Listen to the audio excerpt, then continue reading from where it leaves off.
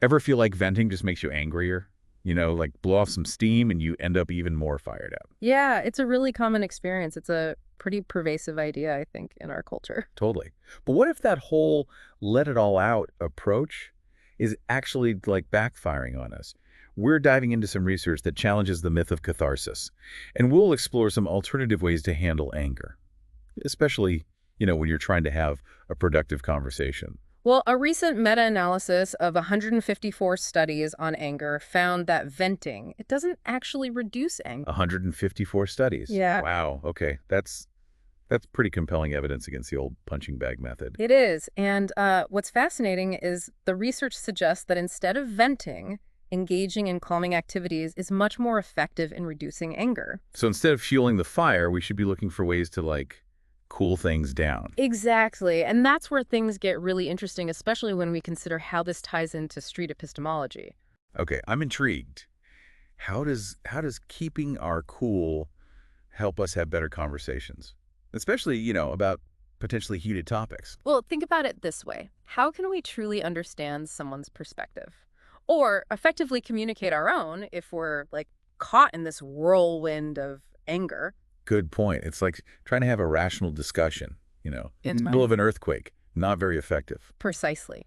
Unmanaged anger can create this huge barrier to meaningful dialogue and genuine connection. It's like trying to build bridges while simultaneously setting them on fire. So managing anger is important not just for our own well-being, but for the quality of our interactions with others, especially when we're trying to have those tougher conversations where understanding is key. Absolutely. And that's where street epistemology can play such a crucial role, especially with these findings on anger management, in mind. Yeah. I'm starting to see the connection here, but let's break it down a little bit. How does SE help us navigate those tricky conversations, particularly when anger is involved? Well, street epistemology offers a framework for engaging in thoughtful, respectful dialogue, even when discussing emotionally charged topics. It encourages us to listen deeply, ask clarifying questions, and try to understand the underlying beliefs and reasoning behind someone's views, even if we don't agree with them. So instead of getting defensive or trying to like win an argument, we're shifting our focus to understanding where the other person is coming from. Exactly. And by creating that space for genuine understanding, we can often de-escalate the situation, build rapport, and pave the way for more productive conversations. This is already making me rethink how I approach disagreements. I often find myself getting caught up in the heat of the moment, Mm. and I can see how that's been hindering my ability to truly connect with the other person's perspective. Yeah, it's a common struggle. We're all, wired for certain emotional responses, but with awareness and practice, we can learn to manage those responses more effectively, especially in the context of challenging conversations. So we've established that venting isn't the answer, and calming down is key to having these productive conversations. And it seems like street epistemology gives us the tools to put this into practice. Yes. And what's particularly interesting is how these calming techniques, which are often associated with individual well-being, can have such a profound impact on our ability to connect with others. It's like a ripple effect. Taking care of our own emotional state creates a more conducive environment for healthy interactions with others. Exactly. It's about recognizing that our inner world and our outer world are deeply interconnected. By cultivating a sense of inner calm, we can contribute to a more harmonious and understanding external environment, particularly when engaging in conversations that matter. This is definitely a paradigm shift for me, Mm. and I'm eager to dive deeper into how we can apply these insights in our daily lives. But before we continue, a quick reminder to our listeners. Yes, if you're finding this deep dive intriguing, make sure to like and subscribe to Rational Ruminations on YouTube for more thought-provoking content. And to explore the world of street epistemology further, visit streetepistemology.com. Now back to our discussion. What are some specific calming techniques that the research highlights as effective for managing anger? The study mentioned several, but one that stood out to me was the simplicity of some of them. Even something as basic as taking a time out, removing yourself from a situation that's triggering anger can be surprisingly effective. That makes sense. Sometimes you just need a little space to cool off and gather your thoughts before things escalate. But are there other, maybe slightly more involved techniques that we can try? Absolutely. The research also points to the benefits of practices like slow flow yoga, mindfulness, and even progressive muscle relaxation. What's interesting is that these techniques, while diverse in their approach, all share a common thread. They focus on reducing physiological arousal, that fight or flight response that often accompanies anger. So it's about calming the body to calm the mind. Precisely. And by addressing those physical sensations, the racing heart, the tense muscles, we can create a ripple effect that helps to soothe the emotional turbulence as well. It's like breaking the cycle of anger at its root. This is fascinating. I've always thought of anger as a purely emotional response, but to hear that we can actually influence it through physical techniques Yeah. is pretty eye-opening. It is, isn't it? It highlights the interconnectedness of our mind and body and how working with one can positively impact the other. So we've got these calming techniques in our toolkit, Yeah. but how do we actually implement them in the real world? Let's say you're in the middle of a heated debate, you feel that anger rising. Do you just, excuse yourself for a quick yoga session? Well, that might not be the most practical approach in every situation, although I applaud the enthusiasm.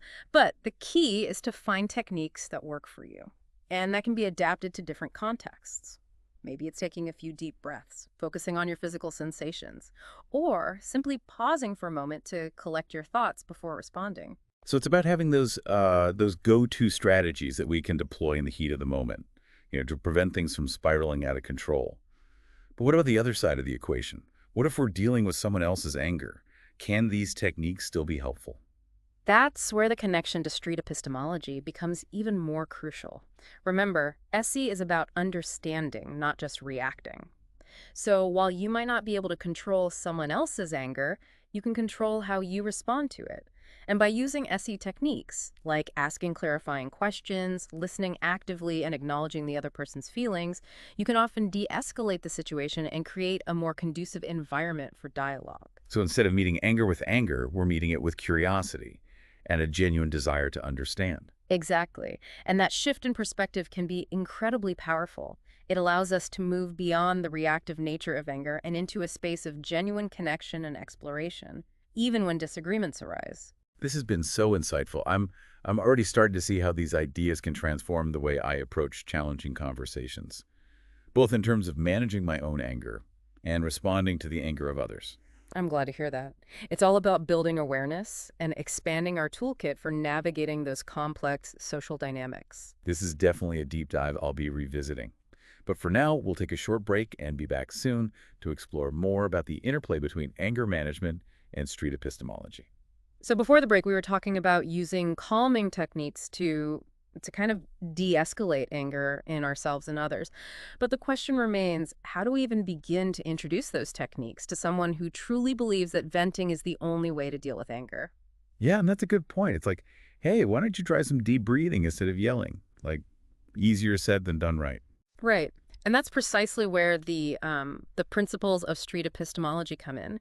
SE isn't about, forcing our views on others or telling them what to do. It's about creating a space for open and honest exploration of beliefs, including those related to anger and its management. So instead of saying, like, venting is wrong, try this instead, we're using SE to kind of guide them towards their own understanding of whether venting actually works for them. Exactly. We might ask questions like, what makes you believe that venting is effective? Or have you ever noticed that venting sometimes makes you feel even angrier afterward? These kinds of questions encourage introspection and self-reflection rather than defensiveness. It's about helping them to examine their own experiences and beliefs about anger without judgment or pressure. Precisely. And through that process of self-discovery, they might start to question the effectiveness of venting and become more open to exploring, alternative approaches. I can see how that would be much more effective than simply, like, preaching the benefits of calming techniques. Yeah. It's about empowering people to arrive at their own conclusions through thoughtful dialogue. Absolutely. And that's one of the beautiful things about SE. It's not about imposing our views on others. It's about facilitating their journey of self-discovery and understanding. Okay, so SE can help us navigate those, like, initial conversations about anger management. But what about the situations where anger is already running high? How can we use SE to de-escalate things and create a more conducive environment for dialogue? In those moments, active listening becomes paramount. Instead of interrupting or getting defensive, we try to genuinely understand the other person's perspective. We might paraphrase what they're saying, Yeah. to ensure we're on the same page, or ask clarifying questions to gain deeper insight into their feelings and reasoning. So it's about putting aside our own reactions for a moment and truly focusing on what the other person is experiencing and trying to communicate. Yes, and this can be challenging when we're, dealing with strong emotions like anger. But remember, SE isn't about suppressing our own feelings or pretending to agree with everything the other person is saying. It's about creating a space where both parties feel heard and respected, even amidst disagreement. That makes sense. By showing empathy and a willingness to understand, we're signaling that we're not there to judge or attack, but to engage in a meaningful exchange. Exactly, and that shift in tone can often de-escalate the situation and make it easier for both parties to express themselves, more constructively. Remember, even in the midst of anger, there's often a desire to be understood. And by offering that understanding, we can create a bridge to more productive dialogue. This is really making me rethink how I approach like conflict in general. I often find myself getting caught up in the emotional back and forth rather than taking the time to truly listen and understand the other person's perspective. Yeah, it's a common pattern, and one that SE can help us break. It's about shifting our focus from winning the argument to understanding the other person's point of view, even if we don't ultimately agree with it. So it's not about suppressing conflict altogether, but about approaching it in a way that promotes understanding and respect even when things get heated. Precisely, and by doing so, we can often transform those potentially explosive situations into opportunities for growth and connection. I love that. It's like turning a potential landmine into fertile ground for a more constructive and meaningful relationship. Exactly. It's about recognizing that even in the most challenging conversations, there's always the potential for connection and understanding if we approach them with the right mindset and tools. Well, we've covered a lot of ground in this deep dive. We've debunked the myth of catharsis, explored the science of anger, and discovered the power of calming techniques in SE in managing it, both in ourselves and in others. Yeah. Any final thoughts for our listeners before we wrap up? I think the biggest takeaway for me is that anger, while a powerful emotion, it doesn't have to control us. We have more agency than we often realize. That's a great point. We often feel like anger just happens to us. But the research suggests that we have choices Yeah. in how we respond to it. And it seems like SE gives us like a framework for making more conscious and skillful choices, both in how we manage our own anger and how we navigate the anger of others. Exactly. It's not about denying or suppressing anger. It's about recognizing it, understanding its roots, and then choosing how we want to engage with it. So instead of letting anger like drive the conversation, we're using SE to kind of steer it in a more productive direction. Precisely. We're taking the wheel, so to speak, Yeah. and navigating towards understanding and connection, even when the road gets bumpy. I love that analogy. It really highlights the empowering nature of SE in these situations. And remember, it's a practice, not a perfection. We're all going to stumble and get caught up in the heat of the moment sometimes. The key is to, keep learning, keep practicing, and keep striving for those more skillful responses. This has been such an enlightening deep dive. I feel like I have a whole new perspective on anger and a renewed sense of hope for navigating those challenging conversations with more grace and understanding. Any final words of wisdom for our listeners before we sign off? Yeah, I would encourage everyone to remember that anger, like all emotions, is a part of the human experience. It's Yeah. it's not about eradicating it, but about understanding it, working with it, and using it as a catalyst for growth and connection. Beautifully said. And remember, folks, if you're looking for more thought-provoking content like this, be sure to like and subscribe to Rational Ruminations on YouTube. And to delve deeper into the fascinating world of street epistemology, visit streetepistemology.com.